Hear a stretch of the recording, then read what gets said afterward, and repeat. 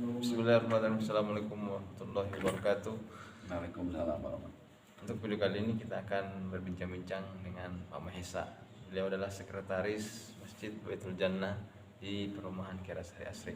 Nanti di video kali ini kita akan membahas mengenai kalau mau jadi investor, kira-kira melihat perusahaannya seperti apa perusahaan seperti apa yang Pak Mahesa mau menjadi investor di perusahaan itu. Nanti kita tanya beliau ya, seperti apa perusahaan, kalau perusahaan seperti apa nanti yang kira-kira Pak Mahesa mau menjadi investornya.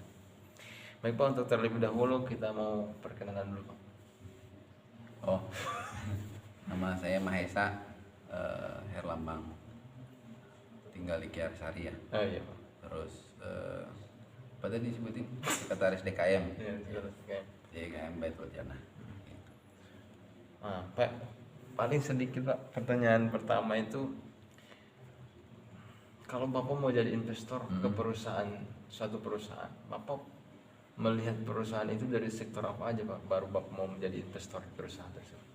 Perusahaan yang pertama biasanya kita lihat dulu ownernya, pemilik perusahaannya. Ya bukan yang ngerjainin dulu, tapi ownernya dulu. Ownernya, saya punya kriteria sendiri, misalkan ownernya itu adalah muslim. Terus yang kedua dilihat dari track di lingkungannya, misalkan dia muslim, terus dia rajin ke masjid, ya, seperti itu. Terus dari situ bisa kita lihat orangnya seperti apa gitu. Setidaknya lihat dulu untuk kehidupan dia secara pribadi. Yang kedua, keluarganya lengkap ya, maksudnya saya selalu melihat dari sisi itu gitu, dari keluarganya, apakah keluarga betul lengkap, itu sakinah mawaddah warahmah, maksudnya lengkap teh, istrinya ada, anaknya ada gitu, tidak bercerai atau tidak broken home atau apa gitu, Tidak problem keluarga, tidak ada program keluarga itu. Nah dari situ bisa kelihatan dia bisa mengatur perusahaannya seperti apa. Yang kedua yaitu tentunya dari segi finansial atau keuangan mereka, tidak ada neraca keuangannya apakah baik, apakah buruk, misalkan neraca keluarganya positif,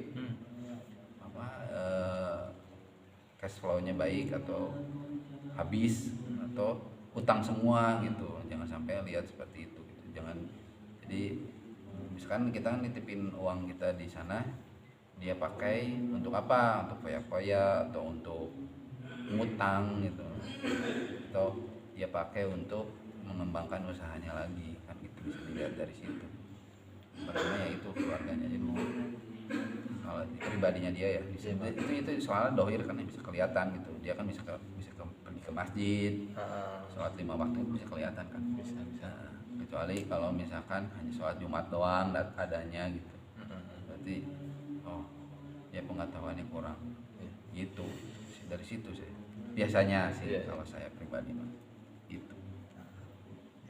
Terus kalau begini Pak, jadi perusahaan itu udah mempunyai rencana bisnis yang bagus.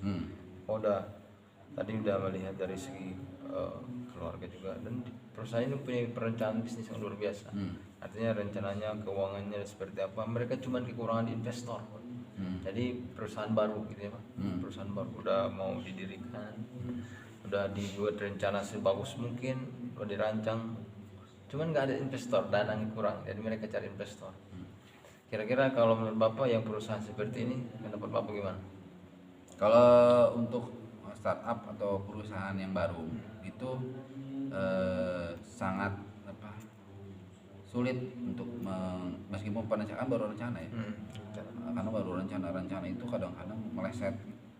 Jadi kadang-kadang investor itu biasanya melihat perusahaan yang sudah jalan. Kalau untuk yang baru-baru mah ya sepertinya ala kadarnya dulu gitu. Ala kadarnya dia harus berjuang dulu sendiri selama 1 tahun atau 2 tahun. Nah dari situ baru kelihatan dia bisa jualan di situ, dijualan neraca keuangannya, terus progres yang ada selama ini. Kecuali kalau si ownernya itu memang sudah kaya raya, maksudnya ada investor dari keluarga, orang tuanya atau apa. Biasanya seperti itu kalau saya ngelihat. Tapi untuk kalau investor dari luar itu sangat sulit, karena orang kan naruh apa jadi zaman sekarang ya, naruh uang itu nggak sembarangan. Tapi kalau untuk yang udah lama, udah struggle, oh itu mah apalagi sudah kelihatan apa, dia maju segala macem, kayak bisnis yang apa, PCR ya. Nah itu kan bisnisnya luar biasa gitu. Jadi saya lihat orang-orang apa banyak yang investasi di bisnis kesehatan sekarang karena tahu bahwa sekarang dunia ini lagi bikin penyakit gitu. Jadi mulai dari bahan penyakitnya dibuat, mulai dari apa obatnya dibuat, dan perusahaan itu juga itu jadi bisnisnya yang seperti itu. Jadi orang itu juga ngelihat investasi apa, oh investasinya ke bidang kesehatan, oh iya pasti bagus gitu, biasanya ngelihat seperti itu. Iya. Tapi kalau bisnisnya yang lain yang dijauh dari itulah misalkan, atau bahkan bisnis herbal pun kan lagi bagus kan, orang nggak bisa memilih obat yang pakai obat-obatan dari resep dokter, ada lagi obat-obatan dari herbal segala macam, itu juga bagus gitu. Jadi biasanya investor ngelihat bukan, kalau untuk yang baru-baru sulit, tapi biasanya investor ngelihat itu yang sudah jalan Ya, lebih mau ke situ gitu. ya, lebih ke situ, karena orang naruh uang kan nggak sembarangan. Iya. Meskipun perencanaannya bagus, matang, wah sampai ke tebal proposalnya macam itu Selesai. nggak sulit untuk menarik Investor. cara seperti itu. Pak, yang terakhir mungkin Pak, ini kalau berarti kalau perusahaannya baru mulai, kira-kira nasihat apa yang cocok untuk, kan biasanya bingung di keuangan ya Pak, kalau baru mulai. Kira-kira supaya tidak terlalu bingung di keuangan, bagaimana caranya Pak? Minjem. Minjem, misalkan dia butuh barang sesuatu tuh minjem, meminjam barang, misalkan dia butuh komputer atau apa, pinjam. Ya saya butuh motor, pinjam. Jadi jangan ngutang ya, tapi meminjam. Minjam barang gitu. Minjam barang. Iya, caranya minjam barang. Saya misalkan saya mau bikin apa? Fotokopi, usaha fotokopi, minjem aja. Ada tempat peminjam fotokopi. Saya ada tukang ojek kehilangan motornya, kecuri. Sekarang udah ada motor lagi. Dapat dari mana? Minjem. Gitu. Jadi orang itu kadang-kadang berpikir selalu duit dulu, bukan.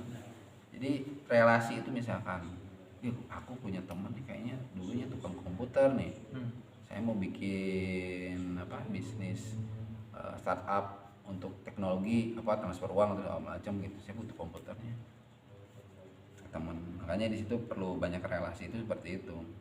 Nggak harus uang, cuman itu investor itu bisa apa? Itu juga sebenarnya investor ya. Iya Pak, Jadi benar-benar. kalau mau saya minjem dulu dong misalkan, atau ruangan nih, saya butuh ruangan, ngekos dulu di ruangan kosan atau apa gitu. Tapi jadi nggak harus semua harus minjem uang, nggak harus berorientasi pada uang. Jadi minjem sesuatu barang, saya harus nganter-nganter barang dulu nih, misalnya bisnisnya adalah nganter-nganter telur atau nganter-nganter ya apalah itu, minjem dulu motornya, minjem dulu sepedanya gitu, meminjam ya, misalnya bagi hasil lah, saya bagi hasil ya, saya misalnya pinjam dulu, saya nggak punya duit nih buat ngembangin usahanya, tapi kalau udah jalan nih kayaknya ada penghasilan dari situ, pinjam ya. Jadi nggak usah harus minjem duit gitu. Kadang-kadang minjem uang tuh apa, ngutang ke bank gitu, belum bunga segala macam dan ribanya itu yang masalah. Jadi meminjamlah sesuatu barang terus bagi hasil manfaatnya gitu. Kan banyak sih teman-teman kita yang motornya lebih dari satu, pinjam motornya. Mobilnya saya nggak barang, mobil sekarang udah perlu mobil, harus mobil box, pinjam. Jadi nggak usah beli, saya nggak beli ya, tapi pinjam, kan nggak dipakai tuh, itu bagi hasil sama kamu udah nggak setiap hari saya ngirimnya. Itu ya kalau dari saya. Nanti ya kalau seperti banyak relasi ya Pak. Iya, banyak yang relasi kalau mau bisnis, awal bisnis itu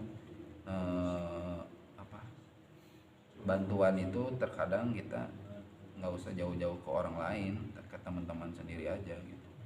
Saya butuh komputer, butuh laptop, butuh kendaraan, butuh ruangan, butuh izin atau apa gitu, itu dari situ. Dan banyaknya kalau untuk izin usaha segala macam, lebih baik jalan dulu, baru izin Pak. Izin. Di kita mah. Iya.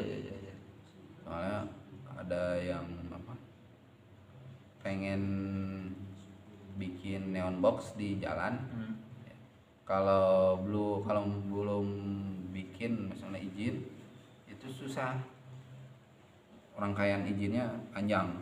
Tapi kalau udah dipasang neon box, tiba-tiba ada datang petugas, ini belum ada izin katanya gitu. Ini lebih mudah untuk dia jalanin aja dulu kalau untuk seperti itu.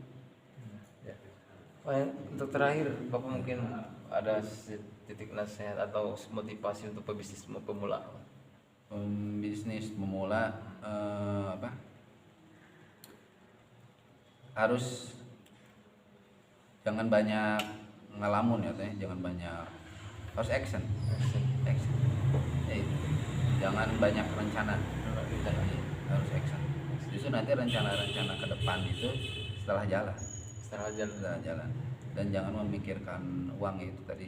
Relasi itu lebih penting daripada minta duit. Soalnya kita kan baru perusahaan baru, kalau dapat investor jutaan bahkan miliaran gitu, itu bingung gitu, ini mau diapain gitu.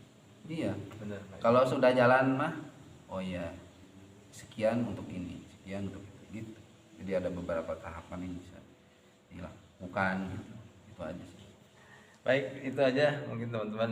Jadi beberapa tadi informasi, baik mulai dari supaya para investor mau menjadi investor di perusahaan kita, atau bagi bisnis pemula itu seperti apa, jangan memikirkan uang dulu, tapi banyakkan relasi dan banyakilah, atau bisa juga dengan meminjam barang seperti itu ya Pak tadi. Iya. Ya, minjam barang. Baik, itu saja kita ucapkan terima kasih kepada Pak Mahesa. Semoga ilmu yang di-sharing ke kita bisa bermanfaat dan kita bisa pakai. Kita tutup. Assalamualaikum warahmatullahi wabarakatuh. Waalaikumsalam.